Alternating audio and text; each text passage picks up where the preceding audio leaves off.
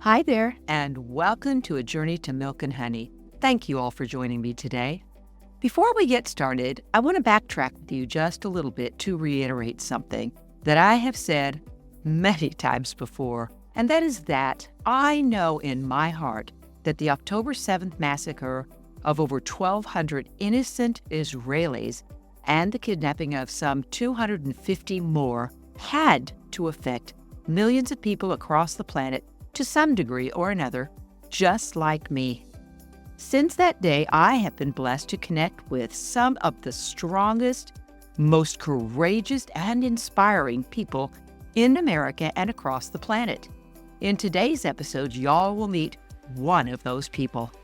Her name is Iris Haim, and I had a chance to sit down back in July of this year to chat with Iris. And I want to tell y'all that though Iris is one of those women that I just described to you, a woman who is strong, courageous, and inspiring, she is going to share a story with you that is going to absolutely blow your mind. A story of tragic loss that is incomprehensible to most all of us.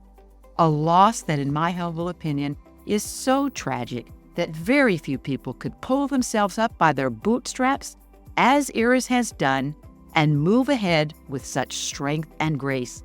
And I truly mean this. So I hope that Iris and her story will move and inspire you as much as it has me. So hold tight, and I'll be right back with Iris. My name is Liz Gabert, and my story begins in the Baptist Bible Belt of West Texas. I married a Catholic man, and together we raised 3 children internationally. Through my travels and experiences, my Jewish faith became secondary to everyday life. Now, after some incredibly powerful events that transpired recently, I'm at a place and time in my life to delve into my Jewish faith. I invite you to join me on this journey where I and an amazing array of weekly guests will enlighten you about the faith, people, and innovations that have shaped Israel and the Jewish people's rich history. Welcome to A Journey to Milk and Honey.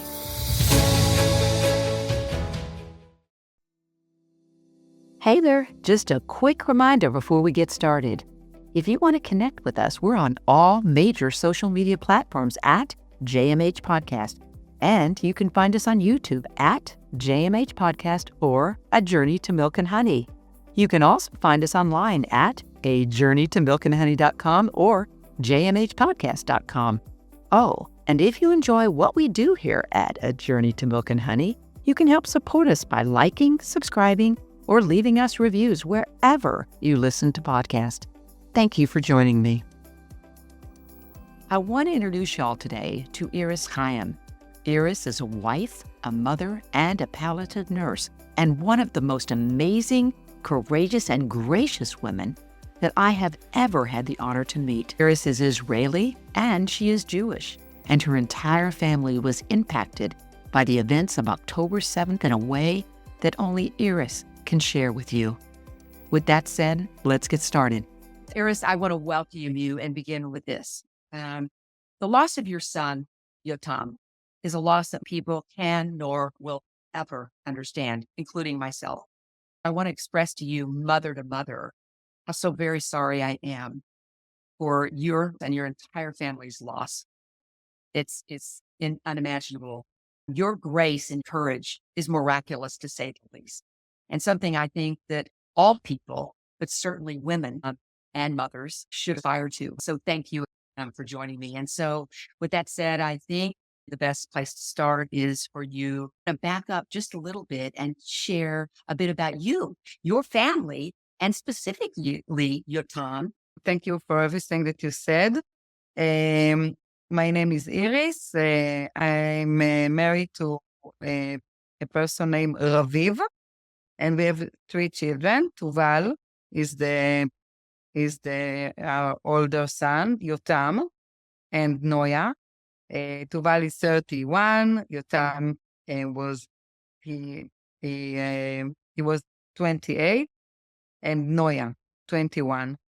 We are like a very musical family. My husband is a drummer, and Tuval and Yotam also were they are drummers. Noya, she's an artist. She's a writer, and she's a jeweler, and she's a painter. And I'm not none of this. I'm a nurse. I'm a nurse. I studied to be a nurse. I'm a palliative care nurse. We lived in Kibbutz Gvulot in the Negev in Israel. Um, and we left the kibbutz in 2008 and went to live in a moshav. Moshav Sde Nitzan is near, it's very, very close to Gaza and Rafiah. And Yotam, he dealt with a lot of issues, the health issues. He had mental health issues and the physical. He had anxiety and depression. He had PTSD and anorexia. But he was very, very, very strong person. He was like using the music and the sport to lift himself and to continue life, even that his life was very, very difficult for him. It was very funny. He had a black humor, and he was making me laugh all the time. And always said that if he was listening to me now, speaking English in a very, very Hebrew accent, he was laughing. So there were three of them, very good friends, laughing a lot, and it was very not easy with Yotam. He had a complicated personality. Family, you know, I was Yotam. 3 years ago, he left our house. He rented an apartment in Kibbutz Kfar Aza. Kibbutz Kfar Aza is in a 20 minutes distance from our home. He wanted to be close to us, but to be also independent. He had a car and an apartment. He worked with my husband in the fields. He was like working on the tractor.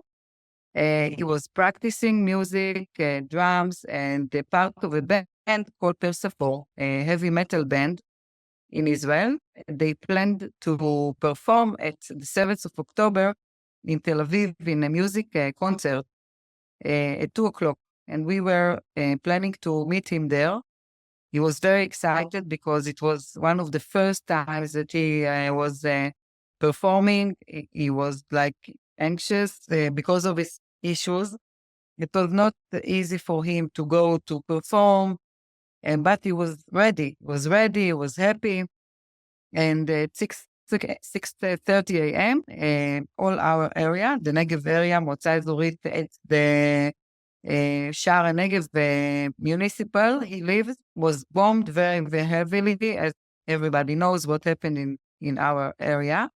And Yotam was alone in his apartment. The apartment was a 2-room. This neighborhood was containing 45 young people, couples and bachelors, where they were without children, 30, 35, Yotam was 28, some of them younger. And he lived there for a few years. He had a cat. And 6:30 sent me a message. And for 4 hours until 10:44, he told us what is happening in Kibbutz Kfar Aza. Kibbutz Kfar Aza is 700 meters from the fence with Gaza, with the border. It's very, very nice kibbutz, very peaceful usually. And they all have shelter. The bedroom is a shelter. It's the safe room. We were never afraid that Yotam was living there, and he was never afraid. But in this morning, everything changed, and we felt that it's a different event. It's not like every time that the Hamas used to throw the bombs. Yotam was very, very cool. He was laughing a lot. He did some videos. He put it on the Instagram. He drummed in the safe room. He took a lot of videos laughing and with a lot of humor. And we didn't know that there were 800 terrorists in this kibbutz. 100 of them were in Yotam's neighborhood, inside the houses and on the roof. people that were trying to resist, they were killed immediately, shot, and in these 4 hours, he texted us and sent us the videos and messages.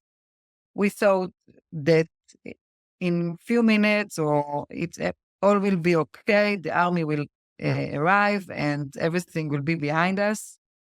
But it was not like this. Yotam was taken to Gaza.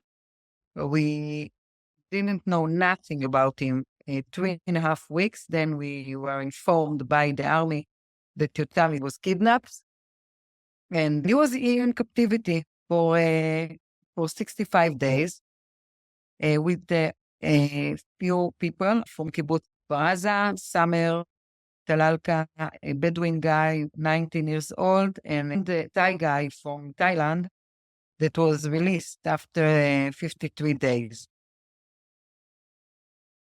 After 5 weeks, we saw the kidnapping video that he is alive. He went out walking, not wounded. And after 55 days, one of the people that was with him together was released. So we got information about him that he's okay, he's alive, he's keeping his moral very, very high, he's strong and cooperating there as much as he can. And then we got the message about Yotam after 70 days. Yotam and his friend, they escaped from the Hamas captivity. They managed to escape and try to find a way to come back to Israel.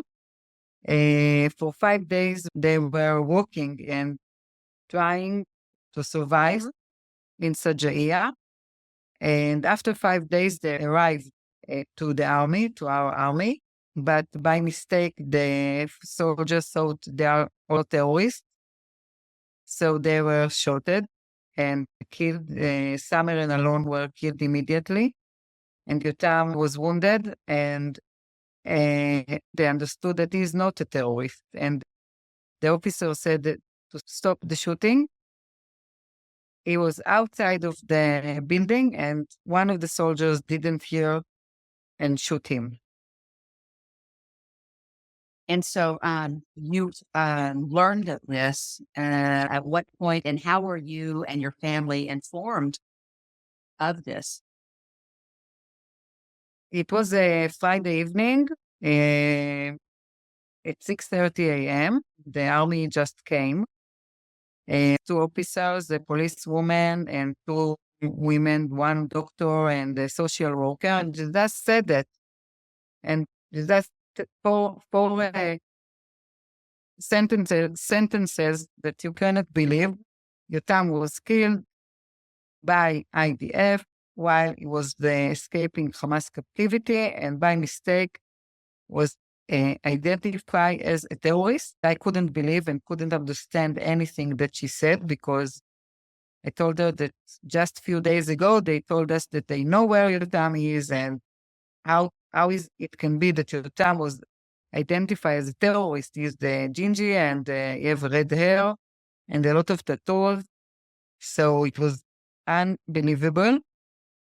We heard this exactly after 70 days, in the 15th of December 2023. It was the last day of Hanukkah.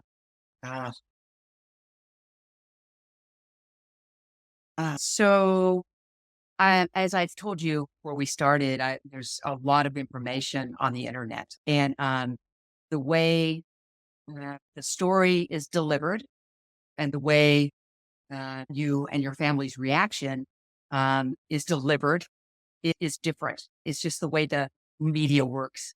So can you walk us through those first days, weeks, as to how you coped? First of all, we had 2 periods. The first period is the 7th of October until the 15th of December.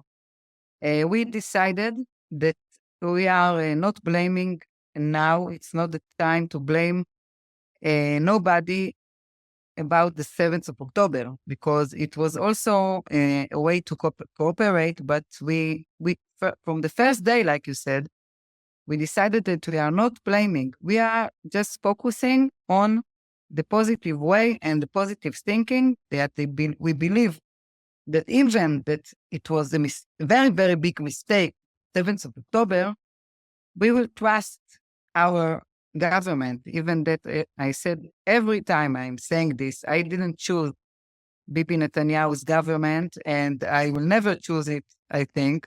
But it was not the issue. This was not the issue.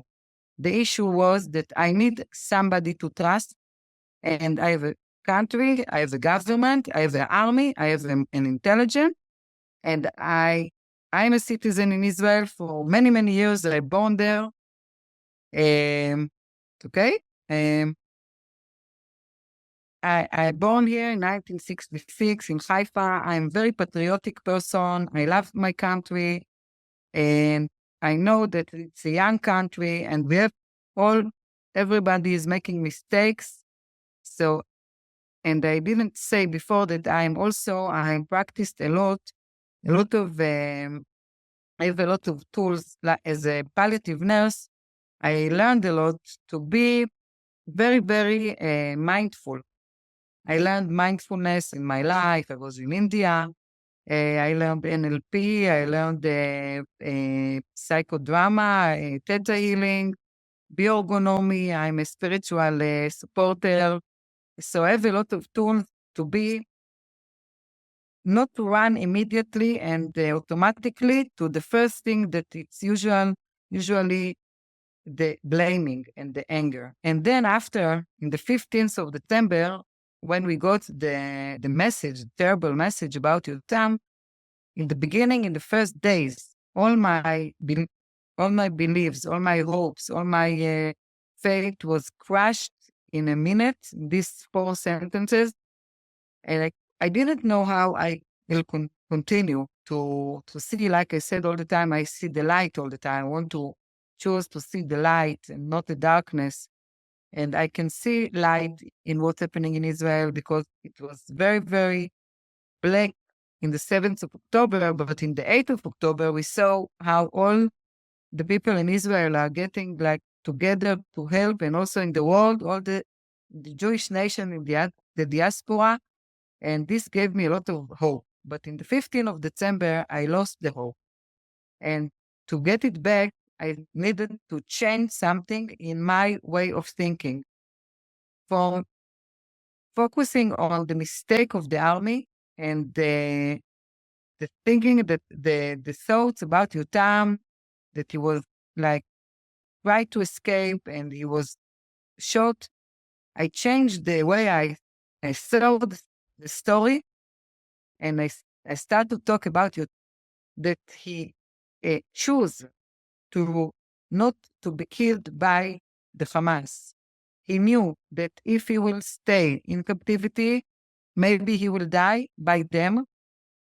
But he decided with his friends to try, and they escaped from Hamas. They were free for 5 days, and I know that he went out of his life as a free person by choosing not to stay there, but to take chance.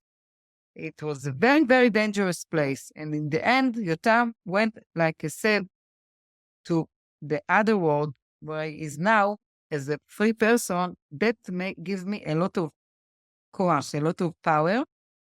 And it also gave me the opportunity not to be angry about soldiers, because if it was like his decision to go as a free person, he took the chance. And as a palliative care nurse, I'm dealing with a lot of the death. I took care of people that died when they were 10 years old, or 3 years old, or 20, or 40, or 99 even. So I know that we are not choosing the minute that we will go away. And it helped me also to see that it's not to blame. This is not nobody to blame. And we are doing this. We are blaming always the doctor that didn't find our problem in time, or if it's a car accident, so the driver. And if you will see and try to look around you, we are always blaming somebody. I didn't feel this need to blame them. I was thinking about our army as our children because they are helping us. They want to protect us. They are our future, and they came to bring hostages, not to kill them. So for sure, I didn't think that it was in purpose. And I was very, very frustrated and sad and cried. And I'm crying also now a lot, but I couldn't be angry. And then I sent them this message that we are not angry because we knew that the army is broken. After this thing happened, these soldiers, and not just them, also the army, all the army was broken. They couldn't see how they are continuing to fight. And I live here. I don't live in the States. We need them. We need them to continue. So it was very, very easy for me to send them this message that we love them and we want to hug them and we are not judging none of them. And we invited them to come to visit, to see us, and they came, which is also not so obvious that they will come to see us. And I'm talking to many, many people after it's happened. It's already more than 5 months. And they all told me that with this message that I sent, the recording of the message, I gave them the power again to continue to fight. And I think this is why I also light the torch now in Yotam, the Independence Day. Oh my goodness. Your message to the IDF. Did you actually record something? I recorded an audio message, Oh, not a video, an okay. audio, and I sent it to them. The message started, "Hi, my name is Iris. I'm the mother of Yotam. I wanted to tell you that we love you very, very much, and we want to hug you and to tell you that you don't need to think that you killed." That's the continuance. And then I'm telling them that we are not judging them, and we want to invite them to see, to come to us. We want to hug them. It, it's longer, little bit longer. I can send you the message. Okay. That would be awesome. For people that don't know, Shiva is a Hebrew word. And am I saying Shiva? Shiva. Shiva. Shiva. Shiva. Okay. Thank you. But for people who don't know, is a Hebrew word meaning 7. Is that correct? I got this from Wikipedia.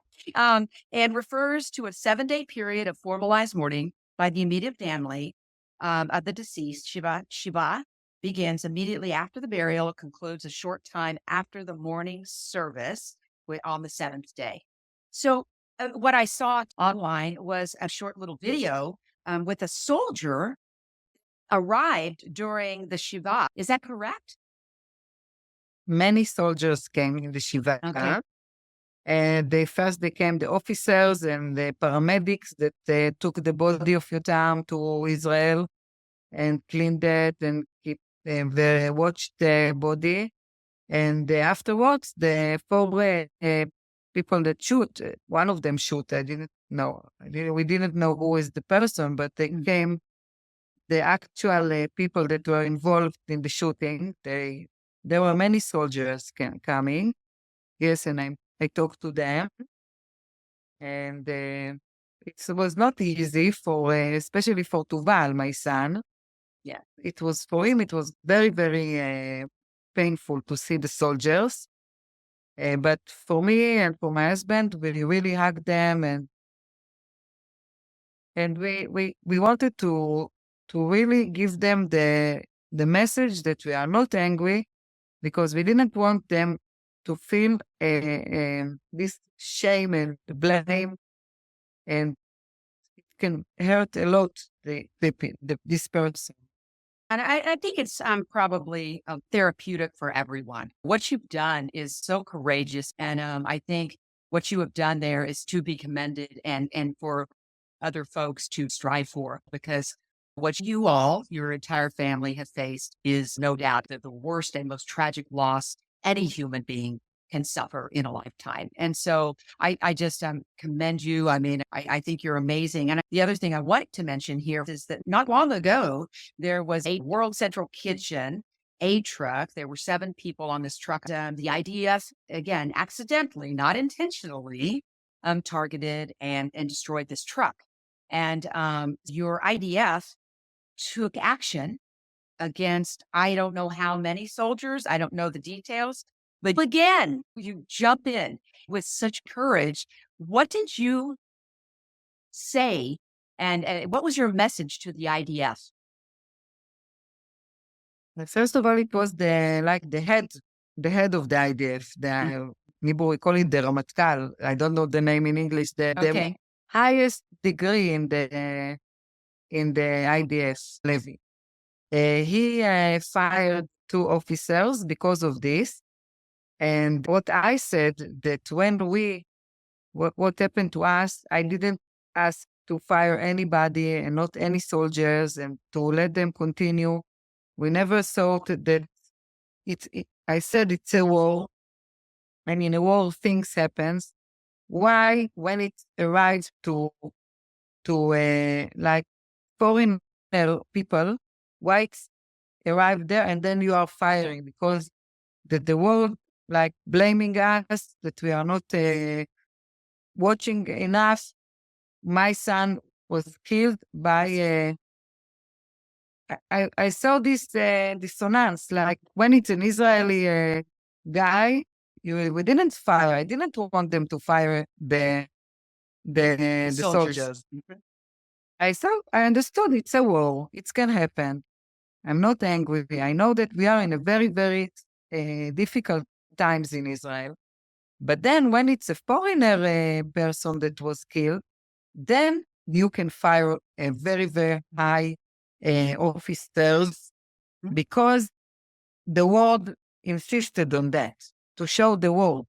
So what we are showing the world? That our blood is less than the Polish person that was died. And this was important to me, that we need to be strong in front of the world also, and not to show them that if it's a Polish or somebody, then it's more important than an Israeli. This is the war. In a war, things happen. It's not in purpose. It's a mistake. And that's what we need to call all the time, to continue to say. We did it by mistake. And these officers, they're very good officers. It was not the way to do it. That's what I tell.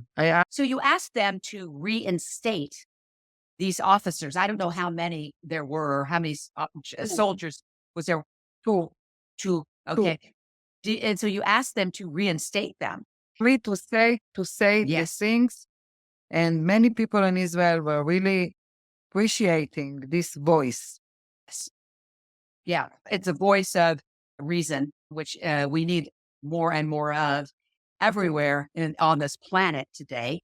I wish I had more years to live, because you are a role model for me, for sure, of a person, a woman, mother, wife, with such grace. So to begin wrapping this up, and you, in my opinion, have every right on so many levels to deliver messages, given what has happened to you, your family, and happening to Israel. And I think it's really important to do so. And you can decline, you can say, no, Liz, I don't want to answer. I don't want to provide these messages. So, for example, what message do you have for the people of Israel? Wow, a lot. A lot of messages. I have every day I'm speaking and talking about messages. My messages is spreading everywhere. One of the messages I'm telling the people that we are now, the history is now written about us. We are Jewish people in Israel, and this is the time, a very, very difficult times for us, but we need to be very, very strong and very united. We came to the 7th October after 1 year of many demonstrations. This cannot continue. It's not the way to live here. We want to live here together. We have a lot of divisions. We have a lot of arguments between us. And the Hamas knows that. He identified the weakness in us, and like a cancer. The Hamas is like cancer in body that is weak. The body is weak, and then the cancer is getting over the body.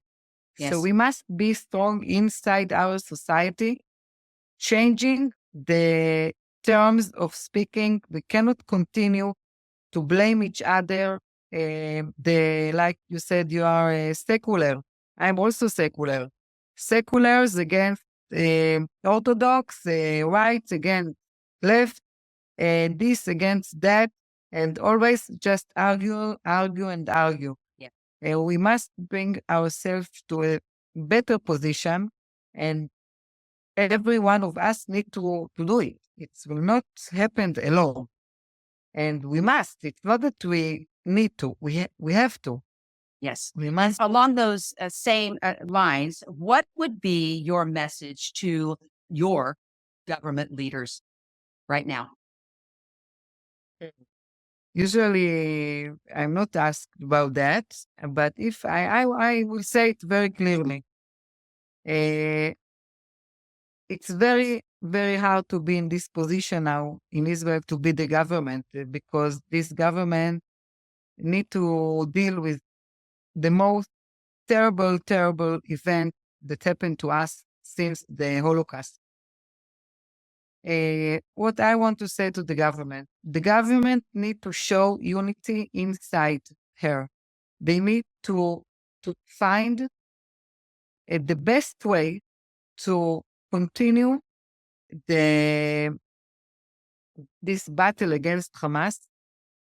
First of all, to bring all the hostages that's still alive to Israel, and after that, to continue to find a way that we can live here safely. But until the hostages come back, we cannot live here in peace. This is must. First thing that I know it's very hard to do it. It's not easy because there are people in Israel that they are telling that first we need to finish with the Hamas. But I think that until the hostages come back, the society will be very ill here. And I think that we need to choose again, to elect again soon. After the 7th of October, this big mistake, people need to take responsibility. Sure. The government need to take their responsibility and to say that they are very sorry about what happened, to pay the price of these 1,500 people that were murdered that day. And so for us to continue, we need to choose again our leaders and to find the way between us to change the atmosphere. And we have a lot of work here. Yeah. Hello. I hear what you're saying. I wanted to hear you said it from an outside perspective looking in. For me and millions of Americans, to be honest, believe that Hamas must be eliminated. They must be eliminated. That has to be the focus, along with getting back those hostages, alive or not alive. They must come back. Okay. Yes. So, Okay. what message would you have? This is a difficult one. So you can choose to not answer this, but what message do you have for Hamas? Continue to starve, torture, and God only knows what else, the 130 or so Israeli hostages.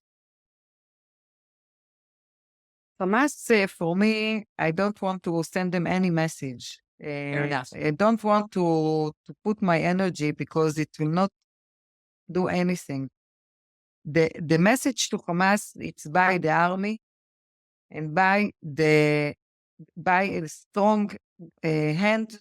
It's for me, it's like Pharaoh in Egypt. It's the same. They just understand strong hand and power. They don't know any other language, so I cannot talk to them. They just understand power, power, power. I think that's a perfect answer, is not to spend a moment on this. And so, you ready for the final message that you would share to the millions, if not billions, of people across the planet who suffer daily, weekly, monthly with the unknown, with difficulties? As a nurse, you have, that is not an easy job. You of all people, I think, could provide just an amazing message to people who struggle with issues, challenges, or unknowns. So before we met today, I had this conversation with two parents that they asked me for advice about their son. Their son is also having mental health issues. And what I noticed that they are very worried about what will happen. And then I told them, and I'm telling you also, that my way to deal with uncertainty is to, first of all, I know that I don't know what will it be. I don't know. I can imagine, but everything that I can imagine, it can be opposite. When Yotam was kidnapped in the first 35 days, 70 days, I didn't believe to any rumor about the condition in Hamas captivity. I decided to imagine what I wanted to believe, and I believed just what I wanted, and it was true. What I knew, what I believed was true. We don't need to waste our energy to think what will happen. Maybe everything will be opposite. Maybe tomorrow morning, something will happen to Hamas and the war will end. We don't. So not to waste time about what happened, what will happen. Also, it's a waste of time to talk about what happened because it will never change the history if I will be thinking about what happened and what happened. It's happened already.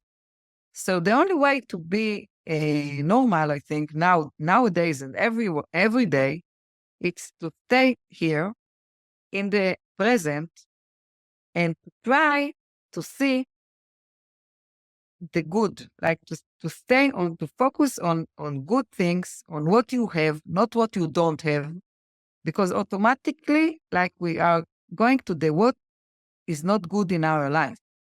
But if we will focus about what is good in our life, then it is making a better life. When like I said, when Yotam was kidnapped, I could see just Yotam kidnapping and just this.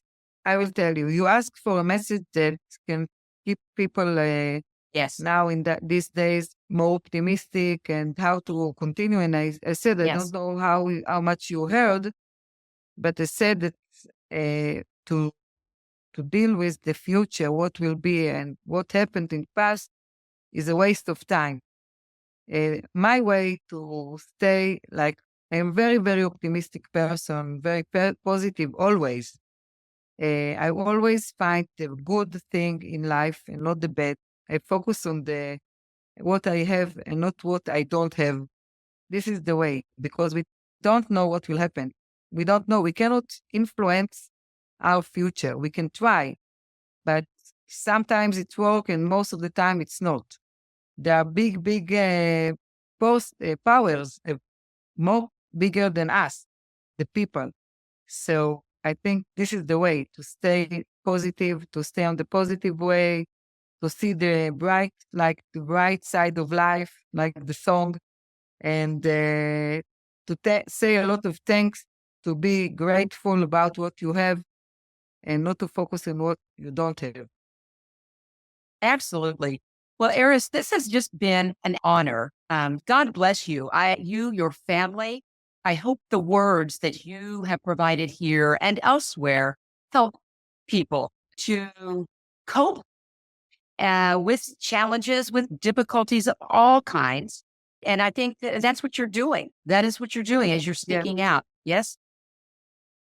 Yes, that's why I'm doing this. I'm telling everybody that 3 days after the Shiva, I was already speaking to 300 people in a synagogue that wanted to hear our story. And since then, I'm not stopping. Every day, I'm talking, and not just in Israel. In Sunday, I will come to the States.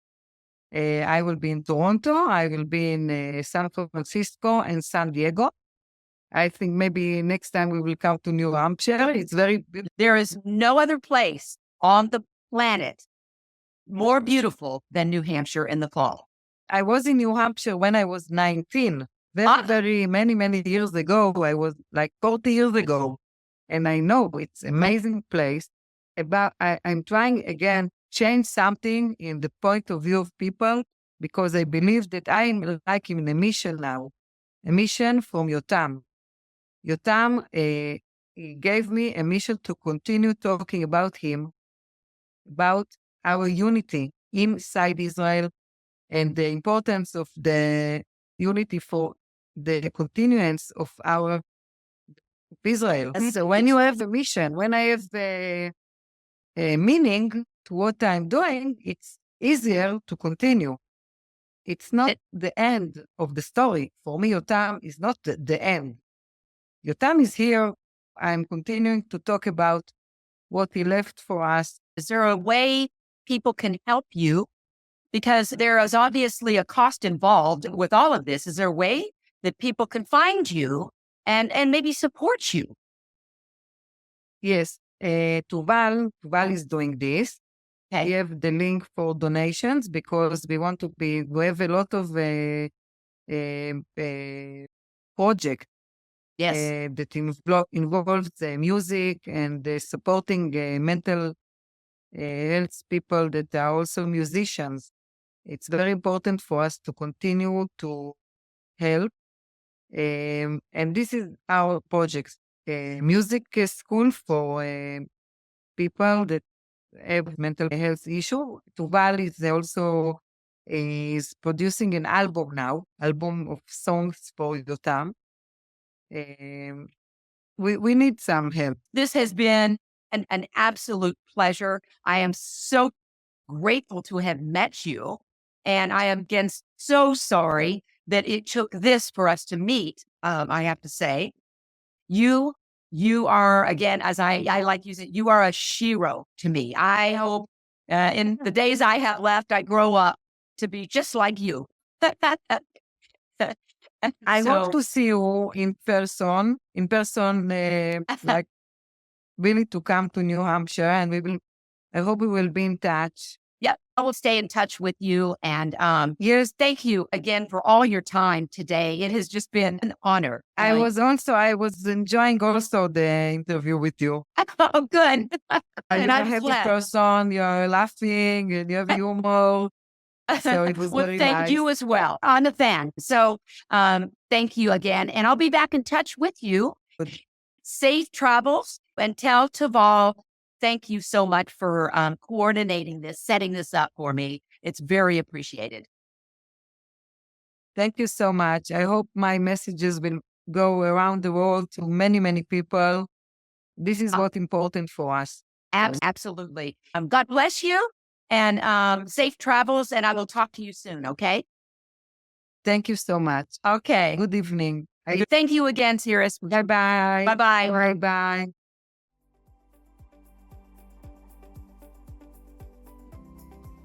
And now for my 2 cents. The story of Iris Haim and the loss of her beloved son Yotam is one of profound grief layered with unimaginable complexity.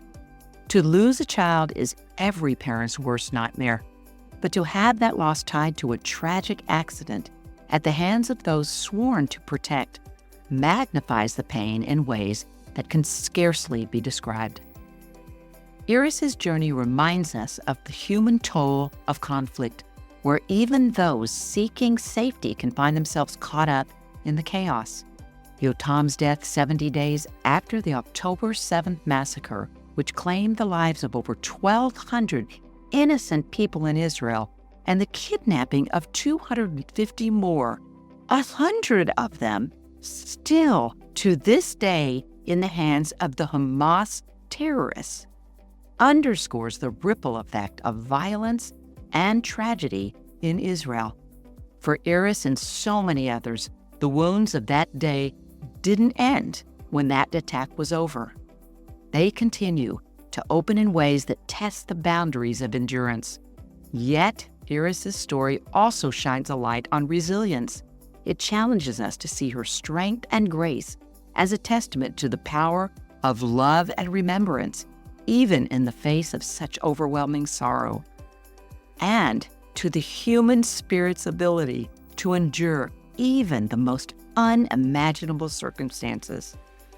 I want to thank Iris for honoring me with her time and sharing her tragic story of loss, so that we all know that Yotam was an integral part of the battle for the lives and the future of Israel and of the Jewish people, and that Yotam died courageously as a free man for something meaningful. Their story is not just one of loss, but a story of compassion and forgiveness, and of miraculous strength, grace, and resilience. And as we conclude, we want to honor Yotam's memory and his mother Iris's great strength and courage by sharing a song with y'all, a song that was performed by Yotam's brother, Tuval, just a few short months ago, who himself, like Yotam, is a very talented drummer in an Israeli band called Pox. The name of this very popular Israeli song is Kufai Ruach, which means the wings of spirit. The song is predicated on a poem by an early Zionist named Rav Kook. Though the song is sung beautifully in Hebrew, I want to share with you all the essence of the song in English, and it goes something like this. Human being, rise up, because you have great strength. Powerful eagle's wings, don't deny them, lest they deny you. Seek them out, and they will quickly find you. Wings of spirit, rise up, because you have great strength. Powerful eagle's wings. I urge you all to watch the entirety of this song, as we have included the YouTube link in the description with the podcast, because you do not want to miss the dedication to Yotam at the very end of this song. Thank you all again for joining me.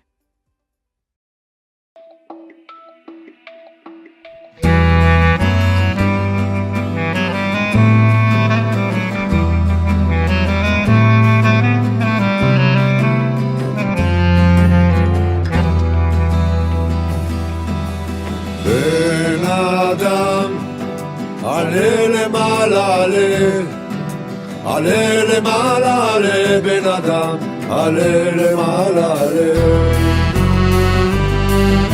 כי כוח אצלך, יש לך כנפי רוח, יש לך כנפי רוח, כנפי נשרים אבירים, אל תכחש בם. פן יכחשו לך, דרוש אותם, דרוש בן אדם, וימצאו לך מיד.